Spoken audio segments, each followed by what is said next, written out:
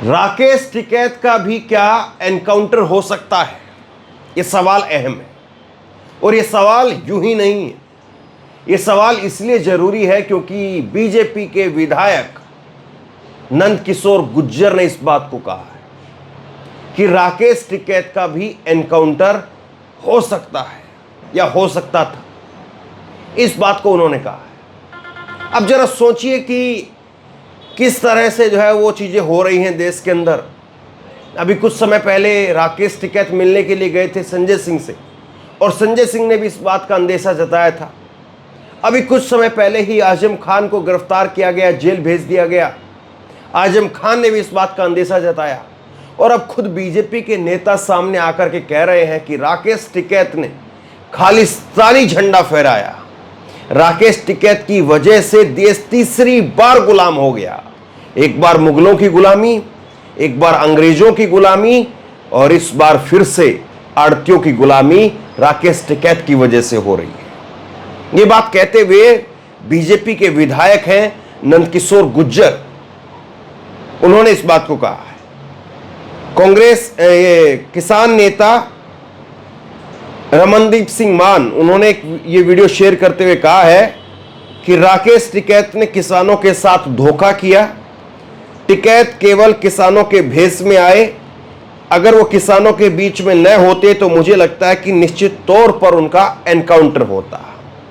याद है आपको वो 28 जनवरी की रात, 28 जनवरी की वो रात जब मैं भी उस वक्त में गाजीपुर बॉर्डर पर मौजूद था और उस वक्त कहा गया कि भाई आज की रात आखिरी रात है।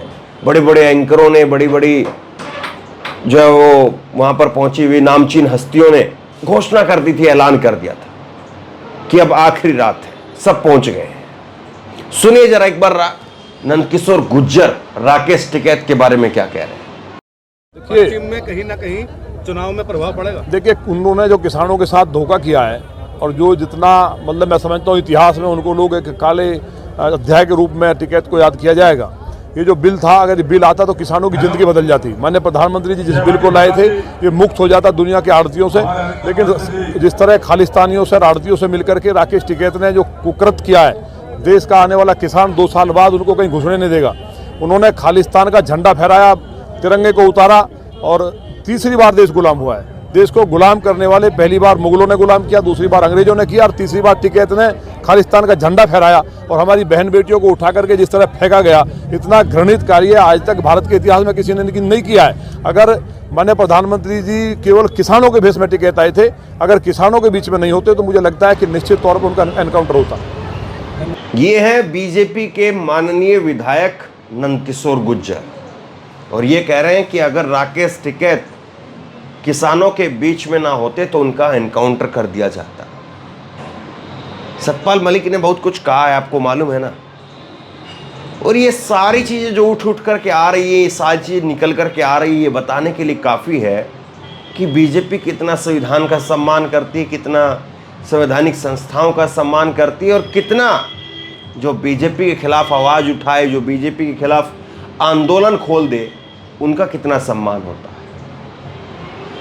निश्चित तौर पर राकेश टिकैत जो है वो एक बड़े चेहरे के तौर पर उभरे किसान आंदोलन के समय पर। और गाजीपुर बॉर्डर जो है, गाजीपुर बॉर्डर वो एक समय तक बहुत ज़्यादा चर्चाओं में नहीं भी था। गाजीपुर बॉर्डर वो ये भी लगता था कि कभी भी ख़त्म हो जाएगा, कभी भी हट जाएगा। और जिस वक्त में किसान आंदोलन ये चल रहा था और किसान आंदोलन में बॉर्डर को खाली करवाने की पुलिस की तैयारी थी, सरकार की तैयारी थी, उस वक्त में सबसे पहला नंबर लगाया गया गाजीपुर बॉर्डर का। और उस वक्त उसी रात 28 जनवरी की रात में वहाँ पर मौजूद था और उस 28 जनवरी की रात इस तरह का कुछ माहौल बनाया गया कि अब गाजीपुर बॉर्डर ख़त्म होने वाला है। दहशत इतनी पैदा कर दी गई कि जो आम लोग वहाँ पर अपना डेरा डाल करके आंदोलन कर रहे थे, वो लोग अपनी ट्रैक्टर ट्रॉलियां लेकर के निकलने लगे। इस तरह का माहौल बना दिया गया कि साहब अब तो गाजीपुर बॉर्डर बस चंद घंटों का मेहमान है। चित्रा त्रिपाठी, रूबिका लियाकत, इस तरह की तमाम जो ये एंकर हैं, ये पहुंच गई थी उस रात वहाँ पर। सब ने ट्वीट कर दिए थे बाकायदा कि आखिरी रात है। लेकिन वो आखिरी रात जब राकेश टिकैत के करीब 12 बजे के करीब आंसू आए कि मुझे इस तरह से धक्का दे करके और यहाँ से ये तैयारी चल रही है, राकेश टिकैत ने भी उस रात कुछ न कुछ अंदेशा अपनी तरफ से जाहिर किया था। लेकिन उसके बाद अगले दिन जिस तरह से गांव के लोग उमड़ करके आए और उसके बाद में उस रात के बाद में राकेश टिकैत का कद वो भी बदल गया और गाजीपुर बॉर्डर वो भी बदल गया। अब अगर वाकई राकेश टिकैत का कहीं पर एनकाउंटर की बात होती है, हालांकि बहुत बार चीज़ें हुई, निकल करके सामने आई, बहुत बार बहुत से बीजेपी के अंधभक्तों ने अनऑफिशियल तरीके से बहुत कुछ कहा, लेकिन बीजेपी के विधायक ने जो कुछ कहा है उसको ज़रा आप सुन लीजिए तो फिर समझ में आएगा कि कैसी इन लोगों की तैयारी है और किस तरह से इन लोगों की तैयारी है।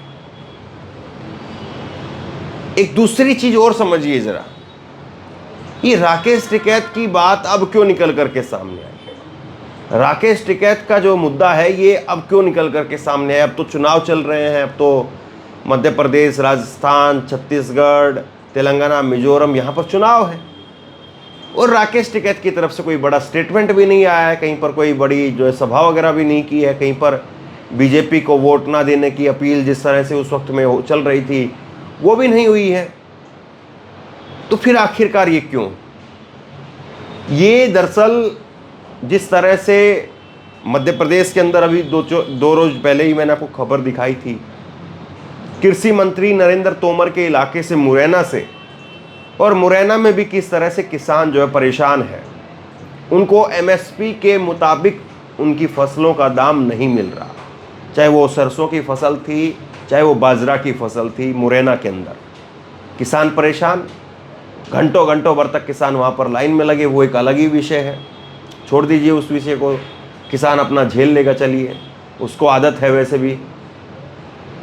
लेकिन एमएसपी का मुद्दा अभी भी ठंडे बस्ते में नहीं गया है, इस बात को सरकार बखूबी समझती है और इसीलिए राकेश टिकैत के कद को धीरे धीरे ख़त्म करने की भी एक कोशिश कहीं ना कहीं शायद हो सकता है सरकार के दिमाग में हो, क्योंकि एमएसपी का मुद्दा अगर फिर से उठता है तो बड़ी दिक्कत हो सकती है।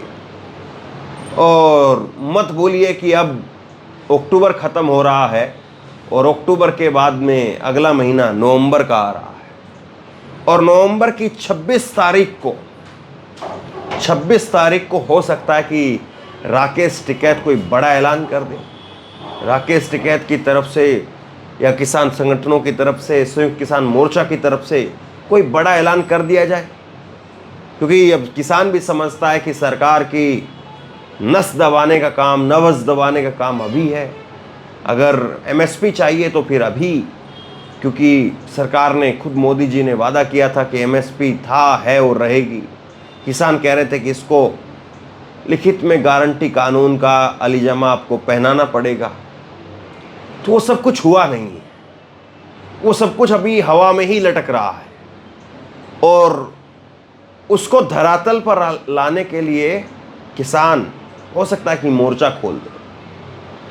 और अभी कई बार खबरें निकल करके सामने आई, चंडीगढ़ की तरफ से, पंजाब की तरफ से किसान जो है वो फिर से अपनी आवाज़ें मुखर कर रहे हैं। अभी कुछ रोज़ पहले खबर आई कि चंडीगढ़ के किसानों, हरियाणा के किसानों ने सूरजमुखी की फसल को लेकर के, उनकी सूरजमुखी की फसल के दाम को लेकर के एमएसपी के लिए कुरुक्षेत्र जो नेशनल हाईवे है उसको जाम कर दिया था। तो भले ही किसान आंदोलन ख़त्म हो गया हो, लेकिन किसान आंदोलन ने किसानों को जो है सड़क पर उतरना तो ज़रूर जो है वो सिखा दिया, जो एक लंबे वर्षे से किसान सड़क पर नहीं दिख रहे थे। अब इन सब चीज़ों के बीच में आप देखिए कि चुनाव में बीजेपी की हालत कैसी है, और आप इसको इस तरह से भी देख सकते हैं कि ये इस तरह के बयान दिए ही इसलिए जाते हैं कि इन बयानों के ऊपर चर्चा हो, मुद्दा डाइवर्ट हो जाए और मुद्दा इस पर ना जाए कि अमित शाह की रैलियों में क्या हो रहा है, मोदी की रैलियों में क्या हो रहा है। मोदी ने तो चुनाव में आना तक जो है वो छोड़ सा दिया है, मोदी जी की रैलियां हो नहीं रही हैं, उस पर अलग से मैं आपको बताऊंगा। अभी जरा एक ये तस्वीर देखिए आप, अमित शाह जी की रैली बताई जाती है ये छिंदवाड़ा के अंदर, और कमलनाथ के मीडिया एडवाइजर हैं पीयूष बबेले, उन्होंने ये वीडियो शेयर किया है। और पीयूष बबेले ने कहा है कि देखिए साहब किस तरह से भीड़ ही नहीं है, सन्नाटा है, और ये सन्नाटा बता रहा है कि ये गृह मंत्री की रैली है, ये कोई नुक्कड़ सभा नहीं है। ये उन्होंने कहते हुए, ट्वीट करते हुए जो है ये वीडियो ट्वीट किया है। तो कुल मिलाकर के बात ये है कि सरकार किस तरह से अब इन मुद्दों को शांत कराएगी। सरकार को क्या वाकई लगता है कि राकेश टिकैत के बारे में इस तरह से बोल करके चीज़ों को जो है वो डाइल्यूट किया जा सकता है या डाइवर्ट किया जा सकता है? क्योंकि अगर राकेश टिकैत के ऊपर अगर वाकई इस तरह से कुछ होता है तो जो पश्चिमी यूपी की खास तौर पर बेल्ट है, हरियाणा का जो वोटर है, करीब करीब आप मान करके चलिए कि अगर राकेश टिकैत के ऊपर कुछ हुआ तो देश भर में तो एक अलग तौर पर उसकी तस्वीर दिखेगी, और हो सकता है कि दिल्ली में भी किसान आ जाएं। लेकिन ये भी हो सकता है कि आपको जो है कम से कम मैं आपको बता रहा हूँ 10 सीटें हरियाणा की हैं, उसमें से कम जो है आप 7-8 सीटें मान करके चलिए, और उसके बाद में करीब जो है वो आप मान करके चलिए कि 10 से 15 सीटें यूपी की भी हों जहाँ पर इसी तरह से जो है वो नुकसान बीजेपी को हो। तो बहरहाल अब देखते ये हैं कि बीजेपी के नेता केवल उनके बयानबाजी तक ही ये चीज़ें सीमित है, या वाकई कोई बीजेपी का इस तरह से कोई प्लान है भी छुपा हुआ? क्या ये राकेश टिकैत को इस तरह से बोल करके किसानों को एक बार फिर से दिल्ली बुलाना चाहते हैं? आप बताइए, आप क्या सोचते हैं? नीचे कमेंट बॉक्स में अपनी राय लिख करके ज़रूर बताइए। इस वीडियो को खूब शेयर कीजिए, लोगों तक पहुंचाइए, और इसी तरह की तमाम खबरों के लिए ऑनलाइन न्यूज इंडिया को सब्सक्राइब कीजिए। साथ में जो बेल आइकन है घंटी उसको ज़रूर दबाइए, ताकि जैसे ही कोई खबर अपलोड करें उसकी नोटिफिकेशन सीधे सबसे पहले आपको मिल सके। और अगर ये वीडियो फेसबुक पर देख रहे हैं तो फेसबुक पर हमारे पेज को लाइक कीजिए, फॉलो कीजिए, और इस खबर को शेयर कीजिए। धन्यवाद।